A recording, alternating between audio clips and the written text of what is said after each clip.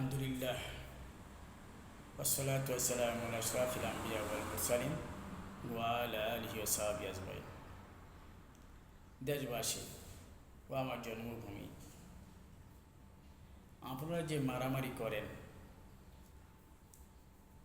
বুঝেন, একজন যদি ঘুষা মারেন বুঝেন, লাঠি চাষ করে ছুরিকাঘাত করেন কি বুঝেন? যখন আপনাকে ধরবে তখন কি করবেন? তখন আপনি কেন চোখের পানি ফালান কেন? কথা বোঝেন আমার দেশবাসী জন্মভূমি ভাইয়েরা। আপনি একজনকে মারলেন, ঘুষালেন, হাত পা ভাঙলেন এবং কি করলেন?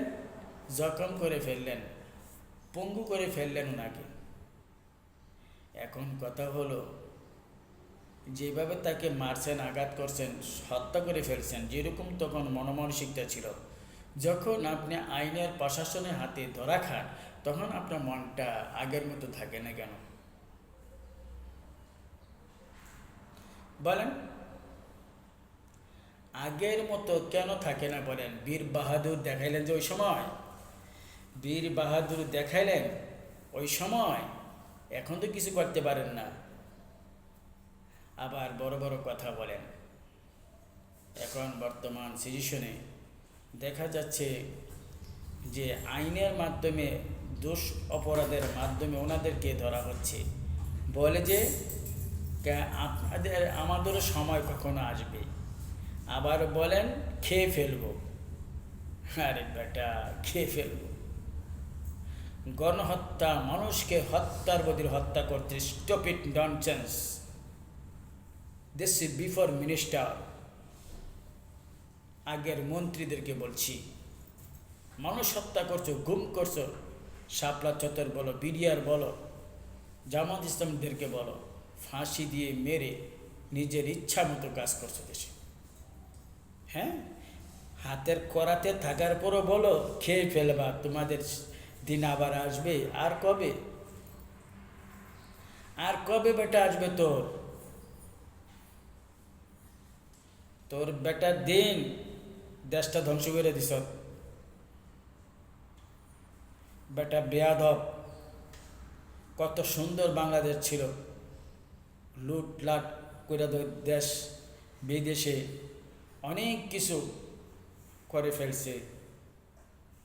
অর্থ নিয়ে, অর্থ আনা হবে সব ইনশাআল্লাহ, পথের ফকির বানানো হবে তোমাদেরকে ইনশাআল্লাহ। যেমন বাংলাদেশের ব্যাংক খালি করছো, তোমাদেরকে বিগত সরকারের মন্ত্রীদেরকে ইনশাআল্লাহ ফকির বানাইয়া সারবে সারবে সারবে।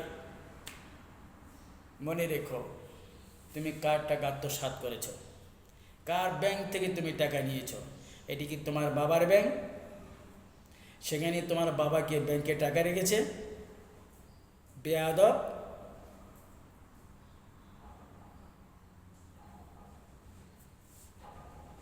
বলবো, বাহাদুরি যখন থাকে, যখন করেন অন্যায় অপরাধ, পরে আইনের কাছে ধরা খেলে, প্রশাসনের কাছে ধরা খেলে, সে বীর যোদ্ধা, বীর উত্তম দেখার যায় না আপনাকে, তখন দেখা যায় ফকিন্নির বাচ্চা, বেয়াদবের বাচ্চা, হারামির বাচ্চা মনে হয়। দেশটাকে ধ্বংস করে দিয়েছো তোমরা তোমাদের মতো লোকের দরকার নাই। তুমি খেয়ে ফেলবা, দেখে নিবে, আবার আসবে। ব্যাটা কোথাকার, দেশটাকে শান্তি থাকতে দাও। তোমার বাপদাদার দেশ নয়, তোমার বাপদাদার দেশ নয়, তোমার জায়গা, তোমার বসবাস। অন্যের জায়গায় গিয়ে তাকাব্বুরি করা তোমার কোনো অধিকার নাই, বুঝছো? তোমার জায়গা তুমি করো, তোমার বাপদাদার জায়গা তুমি করো, অন্য বাপদাদার জায়গায় গিয়ে কি অহংকার করো না, তার প্রতি জুলুম করো না, তাকে লাঠি চার্জ করো না। আলহামদুলিল্লাহ, বারাকাল্লাহ।